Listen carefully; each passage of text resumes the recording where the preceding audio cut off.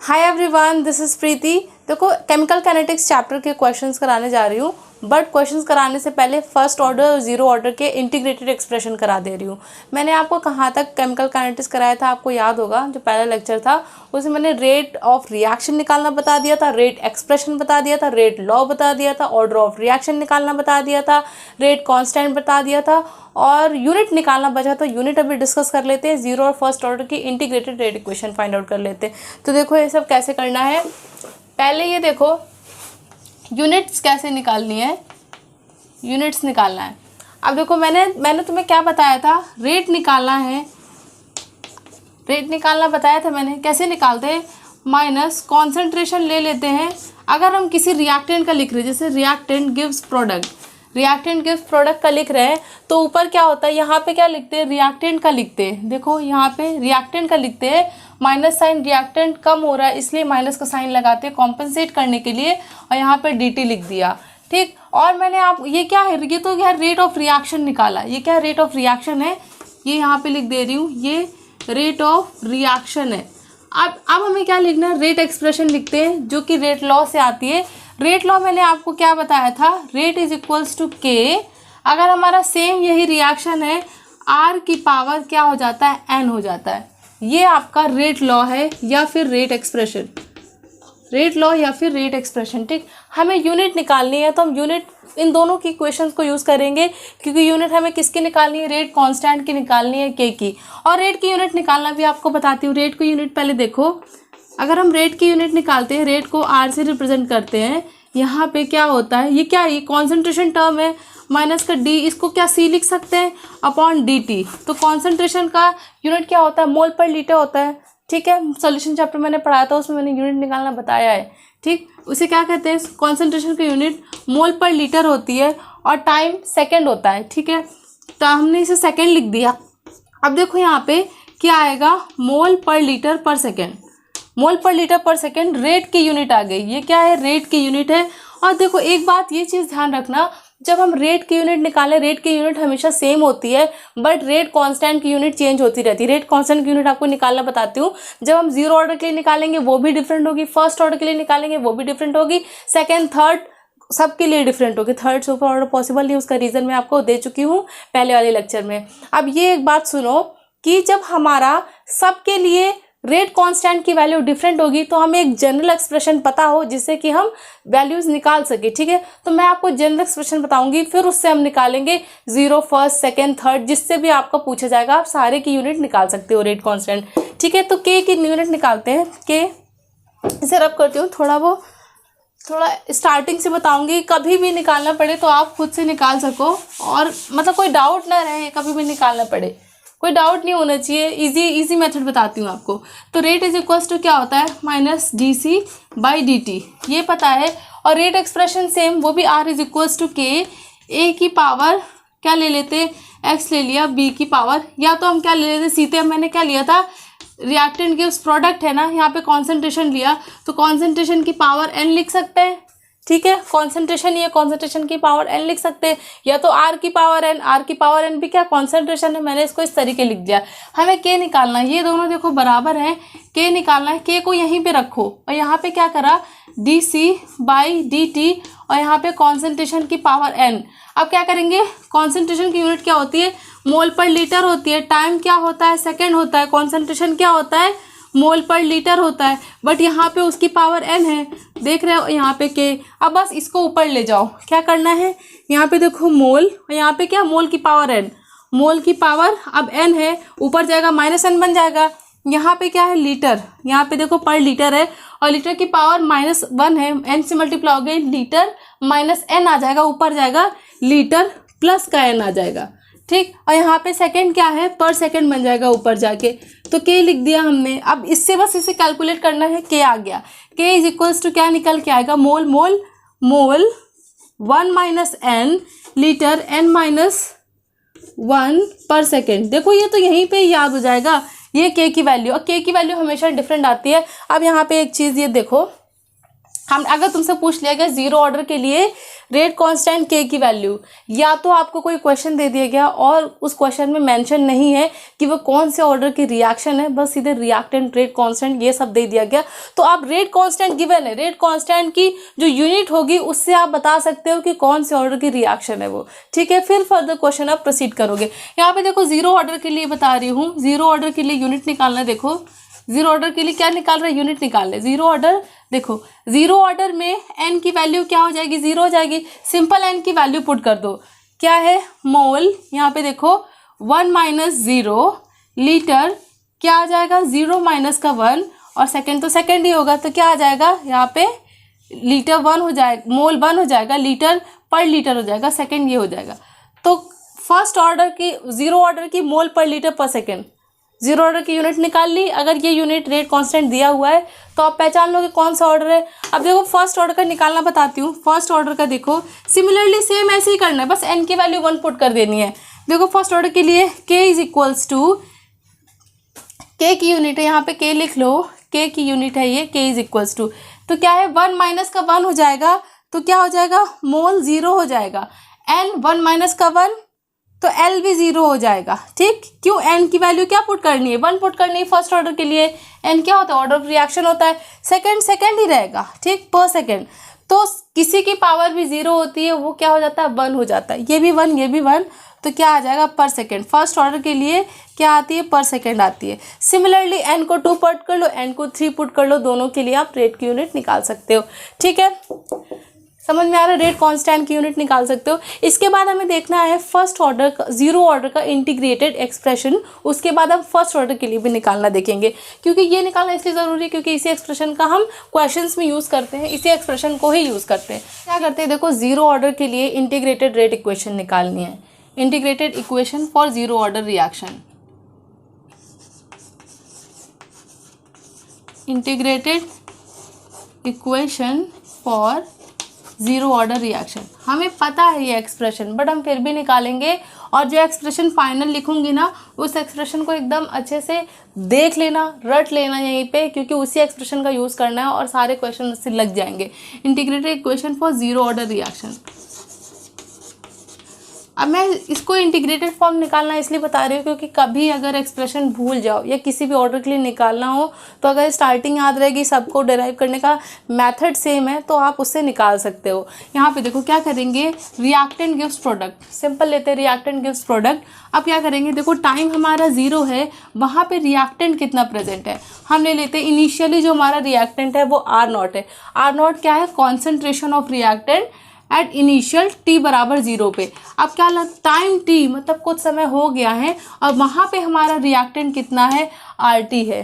ठीक है, रिएक्टेंट की बात कर रहे हैं, अभी प्रोडक्ट की बात नहीं कर रहे कि प्रोडक्ट कितना बना, हम रिएक्टेंट की ही बात कर रहे हैं। तो यहाँ पे क्या लिख सकते हैं, देखो हम कैसे लिखते हैं, अगर हम रिएक्टेंट के लिए लिखते हैं तो क्या लिखते हैं, dr/dt, नेगेटिव का साइन लगाते हैं, इज इक्वल्स टू, और क्या लिखते हैं यहाँ पे, और क्या लिखते हैं कि एक्सप्रेशन याद है ना, जब हम रेट लिखते हैं, रेट क्या लिख सकते हो, rate is equals to minus का dr/dt इज इक्वल्स टू, फिर रेट लॉ वाली expression k is equals to क्या है यहाँ पे r। अब क्या है ये, हम देखो जीरो ऑर्डर के लिए निकाल रहे हैं, तो यहाँ पे n है, n बराबर क्या हो जाएगा, 0 हो जाएगा, तो n बराबर 0, पावर क्या जाएगी, 1 आ जाएगा, पावर नहीं r की पावर 0 हो जाएगी, तो क्या आएगा, 1 आ जाएगा, सिर्फ यहाँ पे k बचेगा, और यहाँ पे dr/dt। समझ में आ रहा है। अब ये क्या, इसको हम हटा सकते हैं, ये तो मैंने बताया कि ये ऐसे लिखना है कि हम लिखते हैं रेट ऑफ रिएक्शन और रेट लॉ, दोनों को, रेट एक्सप्रेशन दोनों को इक्वल कर देते हैं। ठीक, अब क्या करें, दोनों साइड इंटीग्रेट कर देते हैं, दोनों साइड इंटीग्रेट करते हैं, पर यहाँ पे हम इंटीग्रेट नहीं कर सकते क्योंकि यहाँ तो कांस्टेंट दे रखा है, तो हम इंटीग्रेट साइन लगाने से पहले हम क्या करेंगे, dt को वहाँ ट्रांसफर कर देंगे। dt को हमने, क्योंकि दोनों क्या अलग अलग है तो अलग अलग इंटीग्रेट हो गए। अब हमने क्या, इंटीग्रेशन का साइन लगा दिया, क्या हुआ, अब कुछ लिमिट्स में इंटीग्रेट करेंगे, हम प्रॉपर लिमिट्स रखेंगे जिससे हमारा ये निकल आए। अब क्या, हमने देखो पहले भी हमने टाइम 0 पे क्या R0 माना था, टाइम t पे RT माना था, हमारे पास ऑलरेडी लिमिट्स है, R0 इनिशियल है और RT हमारी फाइनल लिमिट है, यहाँ पे लिखेंगे RT फाइनल लिमिट है, 0 से t टाइम है, यही हम लिमिट्स को यूज़ कर रहे हैं। ठीक है, ये लिमिट्स हम लेट करते हो, यही लिमिट मेनली मान के चलते हैं, क्योंकि क्वेश्चन देता है वहाँ पे, मतलब वहाँ पे क्वेश्चन में बोलेगा कि तुम्हारी कोई रिएक्शन है 25% कंप्लीट हो गई है इतने टाइम में, तो दे रहा है तुम्हें, क्या करना है अब इसको क्या इंटीग्रेट करोगे तो यहाँ पे आएगा r और यहाँ पे लिमिट्स आ जाएंगी r0 से rt, यहाँ पे आएगा k और यहाँ पे t आ जाएगा, लिमिट्स आ जाएंगी 0 से t। क्या कर देंगे सिंपल यूनिट लिमिट्स को पुट कर देना है, क्या आएगा rt upper minus lower limit होता है rt minus r0 is equals to k into t आ जाएगा, upper minus lower limit t minus 0 आएगा, 0 तो हट जाएगा, के टी ही बचेगा। ये तुम्हारी हो गई जीरो ऑर्डर की एक्सप्रेशन। अब इस एक्सप्रेशन को याद रखना, इसी एक्सप्रेशन को तुम्हें यूज़ करना है। मैं फर्स्ट ऑर्डर का एक्सप्रेशन कराती हूँ, उस एक्सप्रेशन का सबसे ज़्यादा यूज़ होता है। अब यहाँ से मैं हाफ लाइफ भी बता सकती हूँ, देखो टी हाफ निकालना मैं बताती हूँ, यहाँ पे यहीं पर ही बता रही हूँ क्योंकि टी हाफ निकालना बता रही हूँ। अब पहली बात हाफ लाइफ होता क्या है, हाफ लाइफ क्या होता है, देखो बहुत ही सिंपल तरीके से इसे बता रही हूँ, इसे ध्यान रखना, बहुत ही सिंपल तरीके से बता रही हूँ।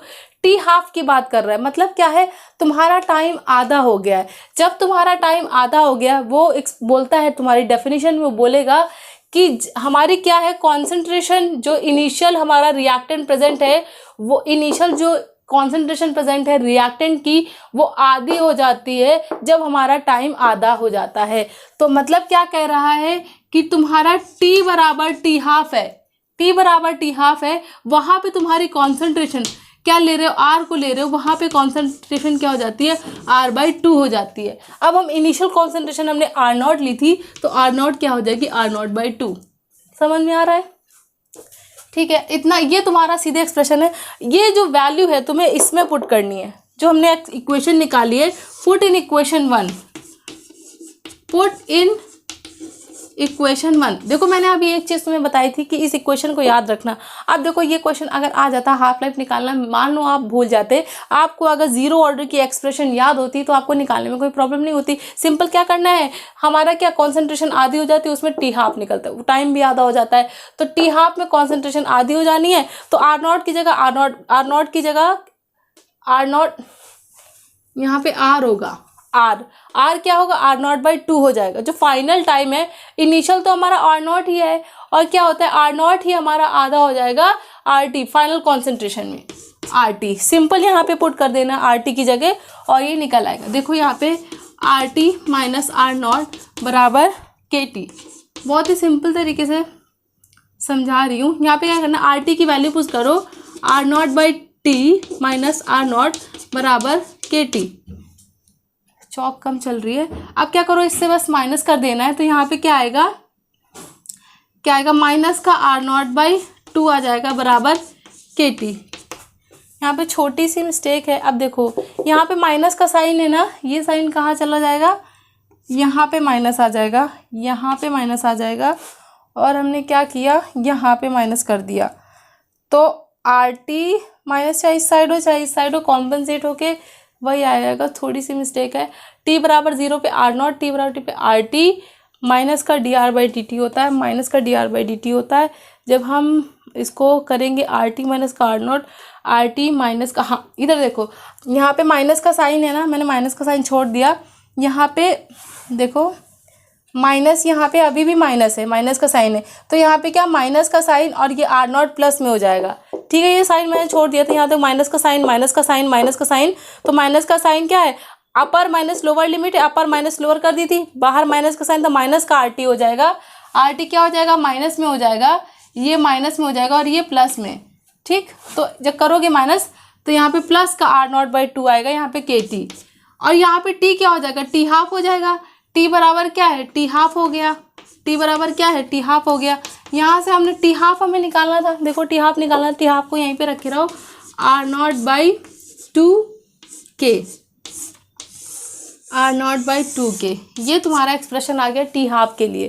देखो निकालना बहुत ही सिंपल था, अगर ये एक्सप्रेशन याद हो, क्या है, r0 माइनस का rt बराबर kt, r0 माइनस का rt बराबर kt, ये याद है, तो टाइम हमने क्या ले लिया, टी हाफ, और कॉन्सेंट्रेशन जो तुम्हारी फाइनल थी वो भी आधी हो गई, बस इसमें पुट कर दिया। अब देखो फर्स्ट ऑर्डर निकालना बता रही हूँ, फर्स्ट ऑर्डर भी सेम यही करना है, और उसकी एक्सप्रेशन भी तुम्हें याद रखनी है।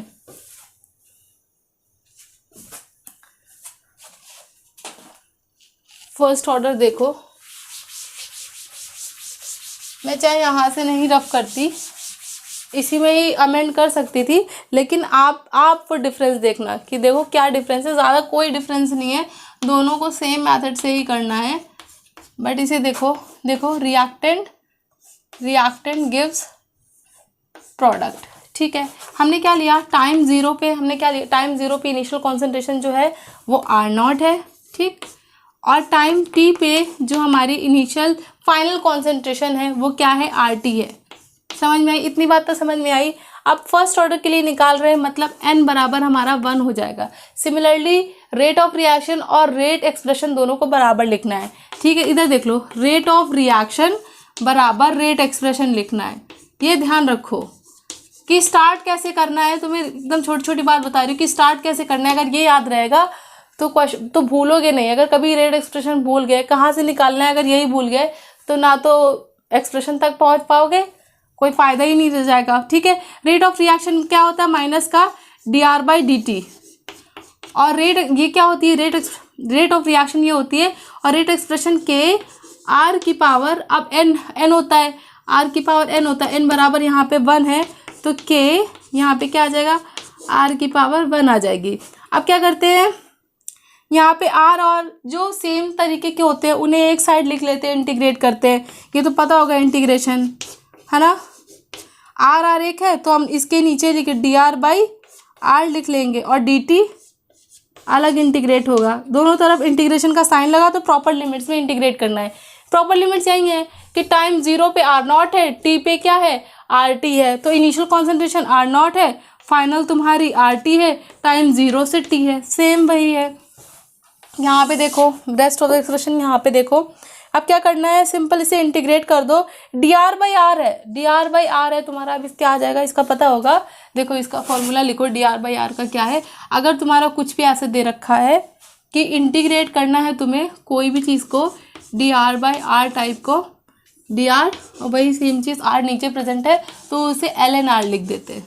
ये फॉर्मूला है तुम्हारा। ठीक है, कैसे इसे लिखेंगे, इसे देखो हम लिख देंगे ln r, और लिमिट्स लगा दी R0 से RT, लिमिट्स तो हमें पता ही है। यहाँ पे क्या होगा, dt को तुम इंटीग्रेट करोगे t आ जाएगा, और 0 से t लगाओगे, सॉरी 0 से t लगाएंगे तो kt आ जाएगा।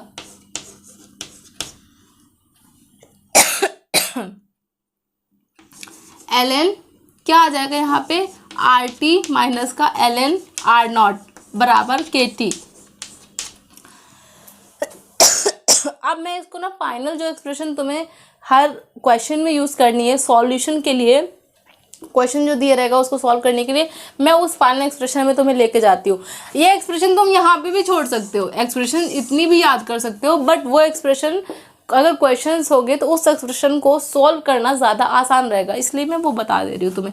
अब क्या करो, सिंपल हम क्या करें, ln को log में चेंज करते हैं।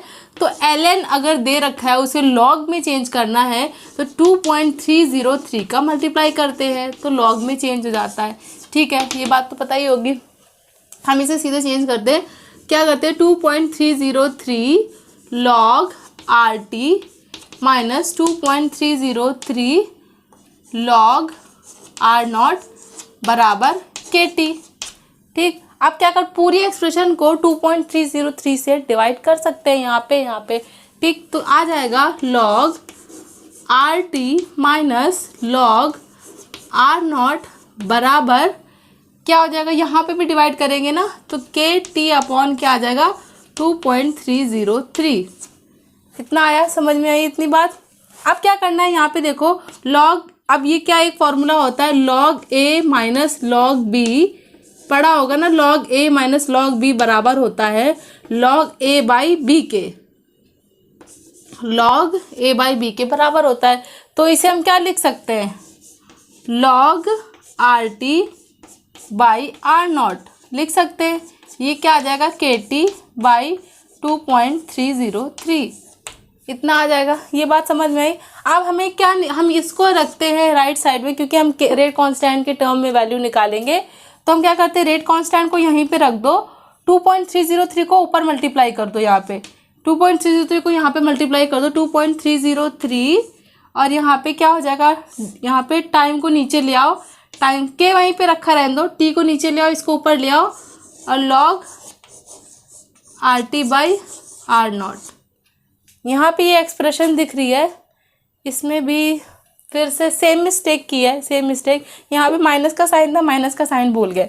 माइनस का साइन यहाँ पे लाएंगे तो यहाँ पे माइनस का साइन आएगा, ये माइनस में आएगा और ये प्लस में आएगा।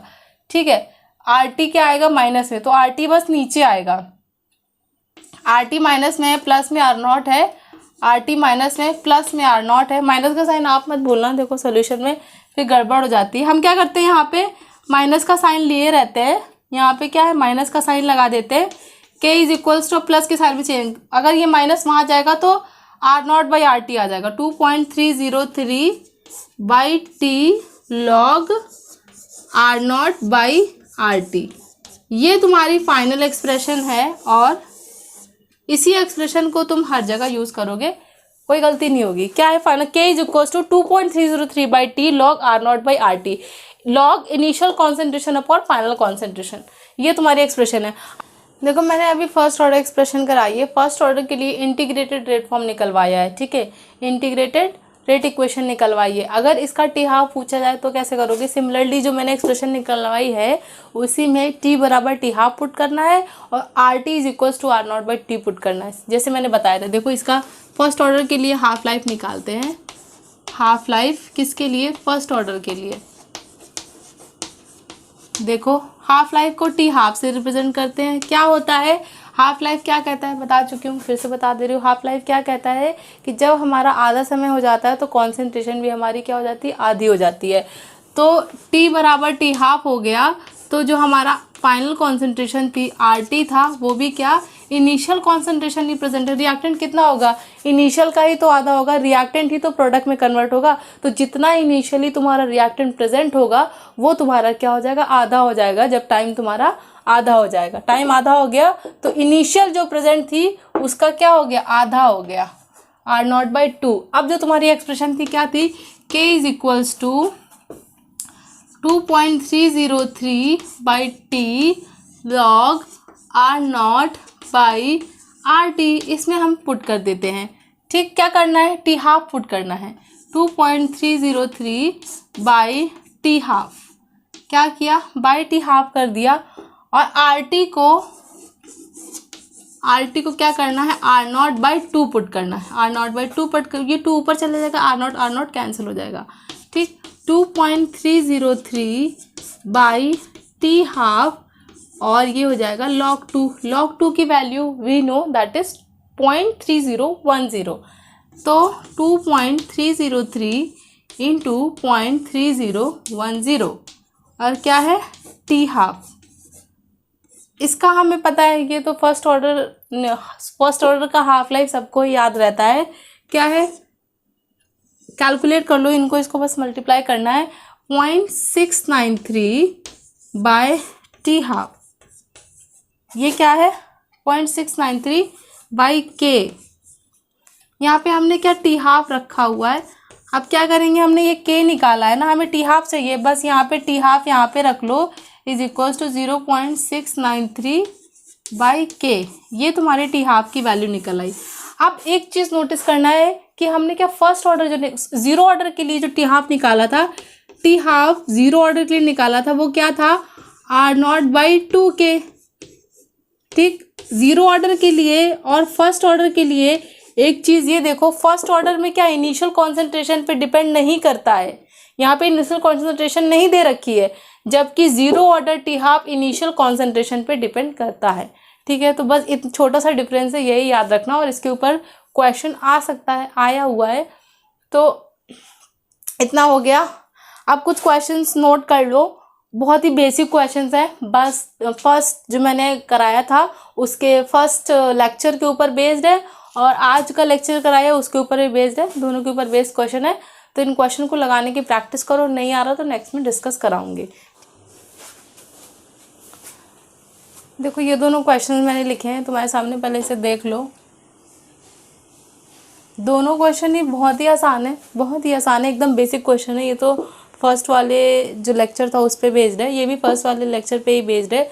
बहुत ही आसान क्वेश्चन, एकदम बेसिक क्वेश्चन है। बस मैं ये चाहती हूँ कि तुमने फर्स्ट लेक्चर जो मैंने कराया था वो तुमने पढ़ा है कि नहीं पढ़ा, उसके कॉन्सेप्ट तुम्हें समझ में आए हैं कि नहीं आए हैं। तो ये बहुत ही बेसिक क्वेश्चन है, ऐसा तो क्वेश्चन में भी पूछेगा भी नहीं, बस ये बेसिक क्वेश्चन है, मैंने इसलिए लिखा ताकि आप प्रैक्टिस कर सको। इस क्वेश्चन को देखो, बस इसे लिखना सीखो कि अगर कुछ ऐसा आता है, अगर बेसिक चीज़ें कर पा रहे हो तो केमिकल काइनेटिक्स में कोई दिक्कत नहीं होती। छोटे जो टर्म्स होते हैं ना, वो पहचानना आना चाहिए।